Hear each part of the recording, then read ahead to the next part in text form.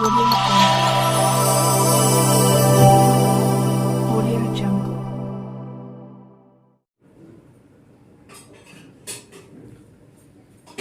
Good evening students, Manas classes में आपका स्वागत है। हिस्ट्री के इस यानी आधुनिक भारत के कुछ क्वेश्चन आंसर्स के इस वीडियो में महत्वपूर्ण क्वेश्चन लाए हैं, जो देखिए।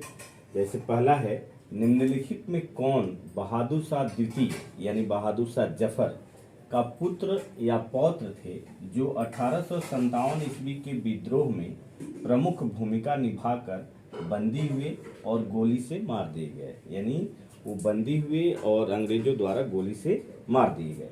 तो पहला है बख्त खां, अहसानुल्लाह खां और महमूद अली। बख्त खां तो बहादुर शाह द्वितीय के थे ही नहीं, पौत्र उनके रिलेटिव में ये बरेली के थे। और दूसरा है मिर्जा मुगल, मिर्जा ख्वाजा सुल्तान और मिर्जा अबू बकर। तीसरा है शाहजादा आजम, ये आजम तो थे ही नहीं उनके बहादुर शाह द्वितीय के। अजीम मुशान ये भी नहीं थे, तो इसलिए ऑप्शन नहीं हो सकता। डी देखिए, असद खां, काम्बक्स भी नहीं थे, तो इसमें बी ऑप्शन सही लगता है, मिर्जा मुगल, मिर्जा ख्वाजा सुल्तान और मिर्जा अबू बकर। तो ये इसमें सही होगा। दूसरा देखिए, ब्रिटिश सरकार ने समविभाग व्यवस्था को सर्वप्रथम कब चलाया? समविभाग यानी विभागीय व्यवस्था। तो ये सभी जानते हैं कि 1861 के व्यवस्था से ये शुरू किया गया, और जिसमें लॉर्ड कैनिंग थे और उन्होंने विभागीय व्यवस्था सरकार के कार्य में, सरकारी कार्य में चलाया। तो इसमें सी होगा 1861। दूसरे प्रकार से भी ये क्वेश्चन पूछा जा सकता है कि विभागीय व्यवस्था किसने शुरू किया, नाम दे सकता है तो कैनिंग, और सन देगा तो 1861। मोपला विद्रोह कहाँ हुआ था? ये प्रसिद्ध विद्रोह था, मालाबार में हुआ था। ये एक तरह से इसमें थोड़ा बहुत सांप्रदायिकता की भी आज थी। ये प्रसिद्ध विद्रोह था। बाबा रामचंद्र ने कहाँ पर किसानों को संगठित किया? तो ये अवध में संगठित किया। हालांकि इन्होंने बिहार में भी काम किया था, लेकिन मूल रूप से इन्होंने अवध में किसानों को संगठित किया।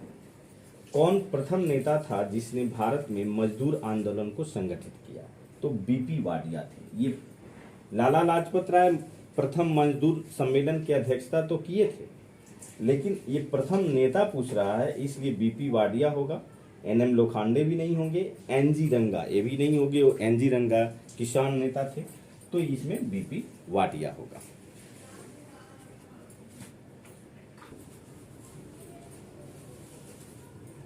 स्टूडेंट्स, अगला क्वेश्चन है, सुमेलित कीजिए। 1878 का वर्नाकुलर प्रेस एक्ट, 1904 का इंडियन यूनिवर्सिटी एक्ट, 1909 का इंडियन काउंसिल एक्ट, 1919 का रौलट एक्ट। इधर आपको वायसराय दिए गए हैं। इस वायसराय के काल में ये पारित हुआ था। तो इसमें सबसे जो फेमस है 1878 का वर्नाकुलर प्रेस एक्ट, ये आपको पता है लॉर्ड लीटन के समय हुआ था। तो ए का 3, ये नहीं हम यहाँ लिख दे रहे हैं, ए का 3। 1904 का इंडियन यूनिवर्सिटीज एक्ट, आपको पता है कि लॉर्ड कर्जन 1999 से लेकर के 1899 से लेकर के 1905 तक थे। तो ये यूनिवर्सिटी एक्ट यानी बी का 2। 1909 का इंडियन काउंसिल एक्ट, ये लॉर्ड मिंटो के समय था। तो सी का 4। और 1919 का रौलट एक्ट, ये लॉर्ड चेम्सफोर्ड का समय था। तो डी का 1, ये आपका हुआ। अगला क्वेश्चन है, बाल विवाह अधिनियम 1897 किसके अनुरोध पर पारित हुआ? तो ईश्वर चंद्र विद्यासागर व भारतेंदु, इन नहीं हुआ। एमजी रनाडे, ज्योतिबा फुले, ये भी नहीं थे। और केशव चंद्र सेन, बीएम मालावारी, ये थे, जिसमें बीएम मालावारी की भूमिका महत्वपूर्ण थी। हालांकि केशव चंद्र सेन, इसलिए ऑप्शन सी सही होगा, केशव चंद्र सेन और बीएम मालावारी। केशव चंद्र सेन और एनजी रंगा इसमें नहीं थे, तो सी सही होगा। उदारवादियों का मुख्य पत्र कौन था? New India, leader, young India, free press journal. तो इसमें लीडर उदारवादियों का पत्र था। अगला क्वेश्चन है 1928 के नेहरू कमेटी में लिबरल फेडरेशन का प्रतिनिधित्व किसने किया था? एम.आर. जयकर नहीं थे, ये हिंदू महासभा के थे। तेज बहादुर सप्रू ये लिबरल फेडरेशन के थे, बाकी नहीं थे। 10वां देखिए 1940 के अगस्त प्रस्ताव में क्या प्रस्ताव रखा गया था? मतलब किस प्रकार का प्रस्ताव था? भारत को सनह सनह पूर्ण स्वतंत्रता, यानी भारत को धीरे धीरे आजाद किया जाए। डोमिनियन स्टेट्स, ये डोमिनियन स्टेट्स था। 1940 में अंग्रेज भारत नहीं छोड़ना चाहते थे, ये उनका अभी मेंटेलिटी थी। प्रांतीय स्वायत्ता, केंद्र में प्रतिनिधि सरकार, गलत है। तो डोमिनियन स्टेट अगस्त प्रस्ताव में भारत के लिए लाया गया था।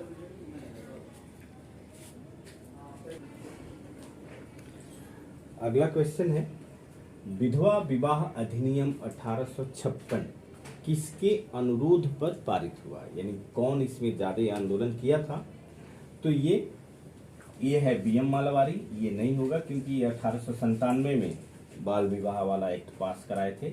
इसमें ईश्वर चंद्र विद्यासागर होगा। इन्होंने काफी प्रयत्न किया था, तब सरकार ने इस एक्ट को पास किया। तो ईश्वर चंद्र विद्यासागर के प्रयत्नों से हिंदू विधवा विवाह अधिनियम 1856 पास हुआ। अगला क्वेश्चन है नेटिव मैरिज एक्ट कब पारित हुआ? तो ये 1872 में पारित हुआ। दास प्रथा पर प्रतिबंध कब लगा? तो 1843 में 1843 में दास प्रथा पर प्रतिबंध लगा। अगला क्वेश्चन है एज ऑफ कंसेंट एक्ट 1891 में लड़की का विवाह का उम्र क्या निर्धारित था? 12 बरस, 16 बरस, 21 बरस, 15 बरस। तो 12 बरस निर्धारित था, जो 1891 में पारित किया गया था। तो इसमें लड़की की शादी का एज कम से कम 12 बरस होनी चाहिए। अगला क्वेश्चन है शारदा एक्ट कब पारित हुआ? ये तो फेमस है, 1930 में पारित हुआ। एक शारदा थे नेता समाज सुधार, उन्होंने आंदोलन चलाया था, इसलिए उन्हीं के नाम पर इस एक्ट का नाम पड़ गया। तो 1930 में ये एक्ट पारित हुआ था। भारतीय महिला विश्वविद्यालय की स्थापना किसने की? घोड़ो केशव कर्वे यही किए थे। एम.जी. रनाडे नहीं होगा, ज्योतिबा फुले भी नहीं थी, और नारायण आप्टे। तो घोड़ो केशव कर्वे, इनको डी.के. कर्वे भी कहा जाता है। तो इन्होंने भारतीय महिला विश्वविद्यालय की स्थापना की थी।